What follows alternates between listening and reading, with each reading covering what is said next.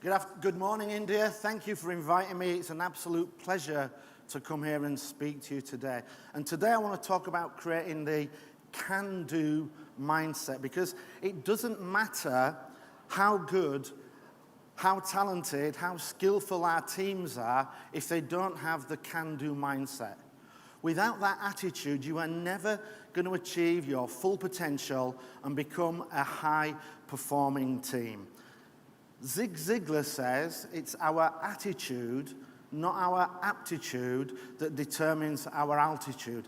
And I agree with this 1,000%. And why do I agree with this? Well, it's because throughout my 30-year career, I have outperformed people who were smarter than I was. I've outperformed people who were more technically gifted than I was, who were more highly qualified. And that was all because I had that can-do mindset. I've delivered projects that dozens of people shied away from because they said it couldn't be done. And I thought, come on, let's give it a go. And went in and looked to deliver it. And when we have that can't-do mindset, we actually start to think that things become difficult to do or are impossible. And when we see it as impossible, we're probably not even going to try. And not trying is the first and last step on the road to failure. Now, how many of you have seen this sign? Hands up, have you seen this sign? In every single IT department I've ever worked in or visited, there's been this on a cubicle. Good, fast, cheap. Pick any two. But this is defeatist thinking. If you do not think that faster, better, cheaper is possible, then you are going to create a can't-do mindset. And if you're a leader, you're actually going to create that can't-do mindset as a culture within your organization. And that's going to be bad for both your career and also potentially for your business. Because now, in today's hyper-competitive world, there are only two types of businesses. Those that are disrupting and those that are being disrupted. And if you don't believe that you can disrupt your business, then somebody else will come along and disrupt your business for you. And I cannot tell you how many people I have replaced who had this sign on their office wall, who created teams with a can't-do mindset. Teams that thought they were doing great work or they were doing the best they could do, and it wasn't possible to go any higher. They were what we call, or what I call, happy underachievers. They think they're doing great. They don't think it's possible to do any more. I'm happy where I am. And today what I want to talk about is I want to give you 3 tips, 3 steps that we can use in order to change that mindset and create teams with a can-do attitude that will deliver results and go on and become high-performing. And this process is very simple because I believe in simplicity. Simplicity is the key to getting people bought into what we want to do. And this process is tell them why, show them how, and give them praise. And if we follow this 3-step process, it will help you change the attitude within your teams. A lot of people think you cannot change attitudes, but believe me, I can and I have by following this process. So let's start with the first one, tell me why. Now, when you've got a team that is underachieving, what I call happy underachievers, we have to get them to move from happily underachieving to happily achieving. And this is my quadrant diagram where I call my happy underachiever journey. It has 4 quadrants on it, like any quadrant diagram. We have happy, unhappy, underachieving, and achieving. Now, the challenge with getting teams to move from happy underachiever to happy achiever is we cannot go directly from happy underachieving to happy achieving. We have to go through the what I call the valley of unhappiness. It would be great if we could just do it directly, but I don't think that's possible. And the reason I don't think that's possible is because in order to improve, we have to become unhappy with where we are. If we're happy with where we are, then why would we move? We're doing great. Let's just stay here. And as leaders, what we need to do is we need to find a way to motivate and get our teams to start that journey. But this can be very difficult. It depends on how we approach it. We have to approach this with a positive, purposeful, possibility approach. Because if we approach it with a negative attitude, that's not going to work. You cannot create a positive mindset in others with a negative approach. It has to be a positive approach that creates a positive mindset. I mean, imagine if I came up to you and said, your performance sucks. How are you going to feel about that? You're not going to be very happy, but actually, you're going to be unhappy with me for pointing it out. You're not going to be unhappy with where you are. You're going to be unhappy that I've come along and told you, I don't think you're doing good enough.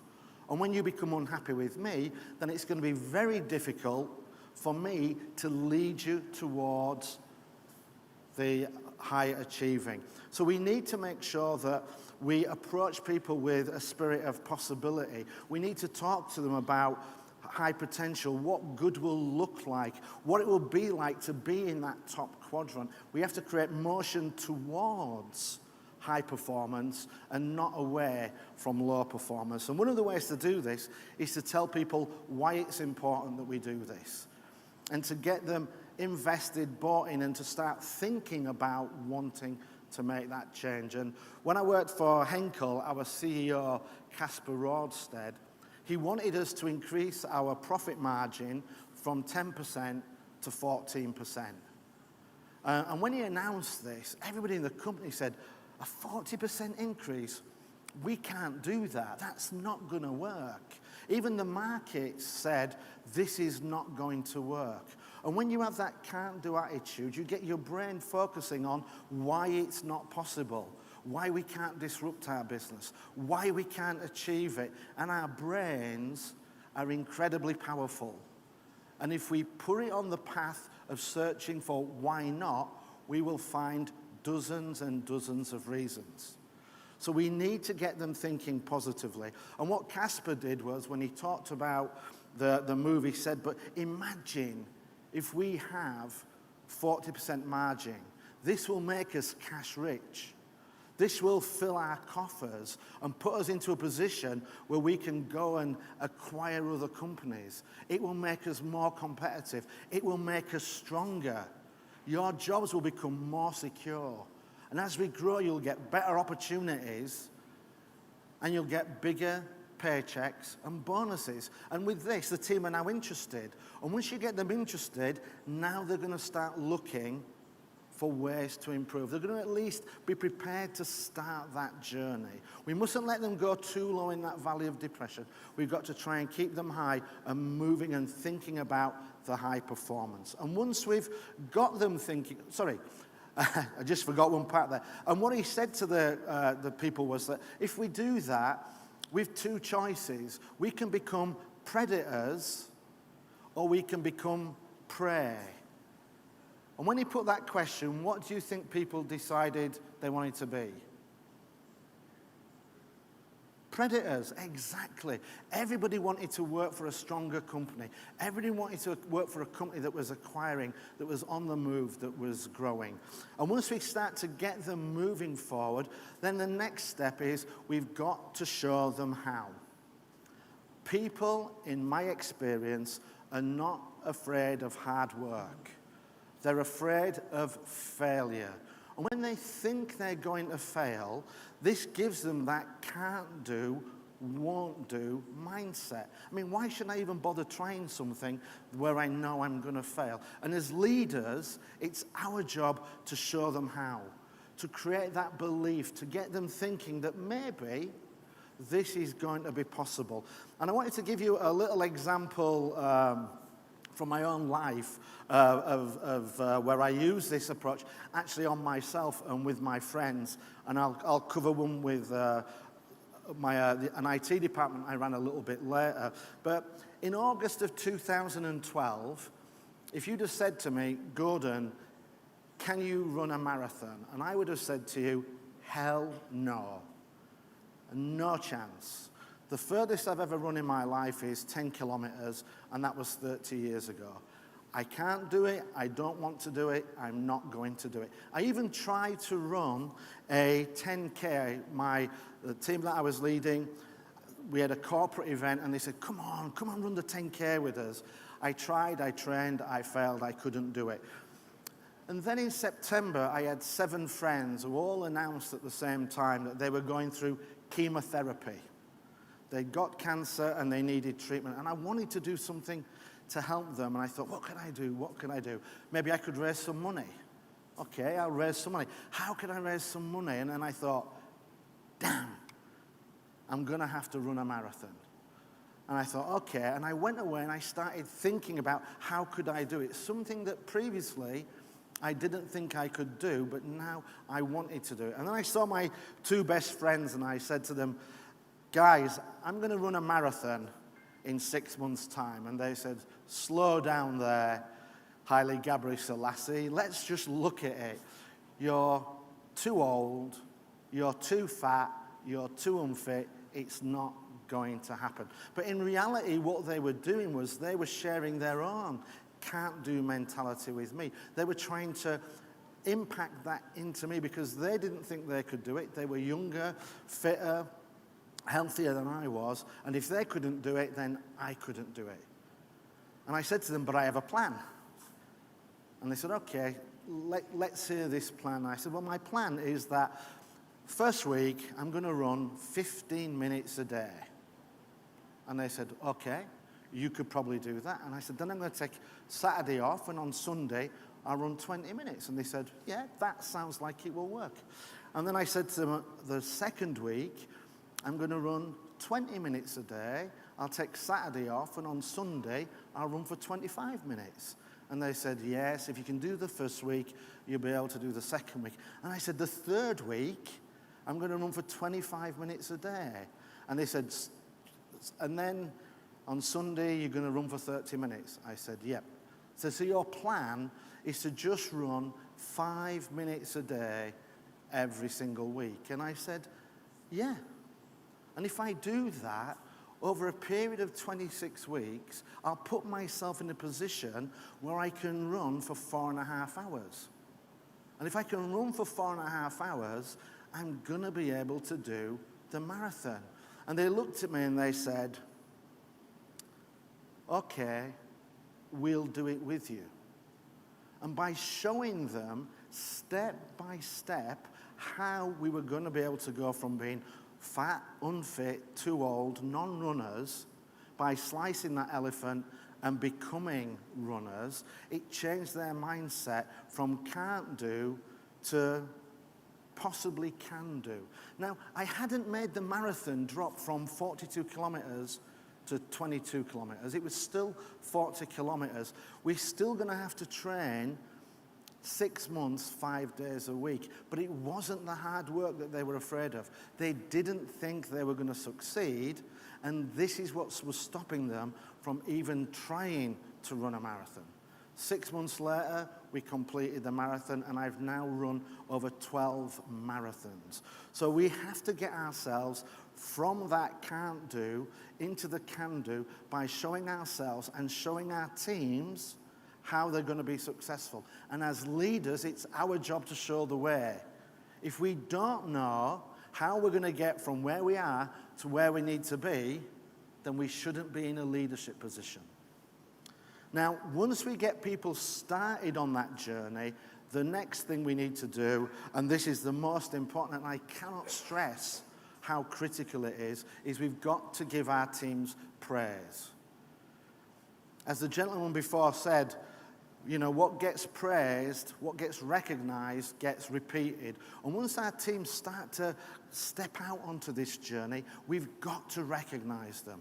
We've got to give them praise and feedback for taking the journey. And when I mention this to companies, quite often they'll say to me, yeah, but we can't celebrate at the start. We wait until we've had big successes to celebrate and recognize people.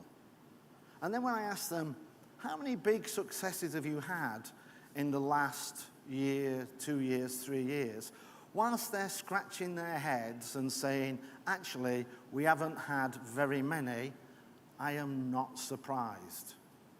Because if you wait until the end to start recognizing and celebrating people, you will be waiting forever. It's at this point that I ask them if they have any children. Hands up if you have any children.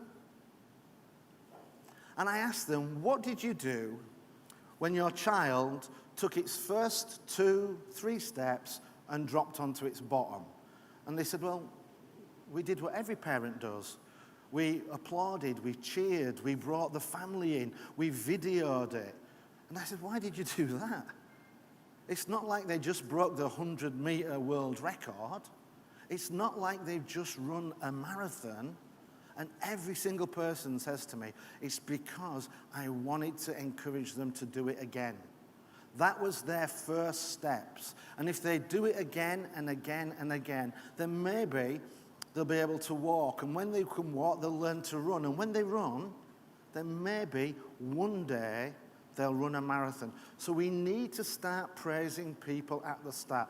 Praise them for effort, because we want them to repeat that effort. We want them to try again. And then as we try again and they start to have some small successes, we appreciate that, and then we raise the bar on what we recognize. And as we do that, slowly but surely, their performance will follow, because it's hardwired into us. We need to have recognition. Maslow's hierarchy of needs talks about we have a strong feel for a need of self-esteem and recognition. So by giving people that feedback for their effort and for those small successes, it will accumulate and encourage them to keep going on and achieving bigger efforts. Now, when I was working for Henkel, I was running the IT department, and I joined to run the IT department. And one of the challenges we had was that whilst everybody thought everything was great, the business hated us. They wanted to go elsewhere. They were looking at outsourcing. And I was asked to come in and look at fixing it. So I went to speak to the team and I said, guys, tell me what's going on. And they said, everything's great. We have 47 key performance indicators. Every single one of them is green. We're doing brilliantly. And I said, okay, well, why is the customer not very happy? And they said, well, customers always complain. You know, they don't understand what we're doing, and we're doing a great job. And one of the areas where the customer was concerned about was in ticket resolution times. And I asked them about that. And they said, our SLA is 85%. We are achieving 90% across the board. This is a fantastic result. And as we looked at that, what we found was that I had to encourage them to say, okay, well, if this is the case, let's start looking at producing reports on an application-by-application basis and break it down by the ticket priorities. Because once we've got that, we'll be able to show to the business what a great job we're doing. And as soon as we did that, we realized that the 10% of tickets that were not resolved were the most critical tickets on the most critical systems. And I said, great job on producing the report, guys. This now shows us how we can start to move forward and improve things. And over a period of a year, we went from every single one of these red because we weren't fixing the critical tickets to having every single system green. 70 systems green, 97% over the course of the year. That then got them asking me, which other KPIs could we look at? What else could we challenge ourselves in to try and improve? So what we need to do to improve the mindset and get people thinking about possibility, about improvement, is we've got to tell them why it's important. We've got to make them want to improve, to think about it, to start them on that journey. As leaders, we have to show them how they're going to be successful. People are not afraid of hard work, they're afraid of failure. And then once they start making progress, we recognize it. What gets recognized gets repeated, and when we repeat good performance, we'll get better results. And this is the way, if you follow this approach, not only will you create teams with a can-do attitude, you will create teams with a can-do, will-do, want to do more attitude. Thank you.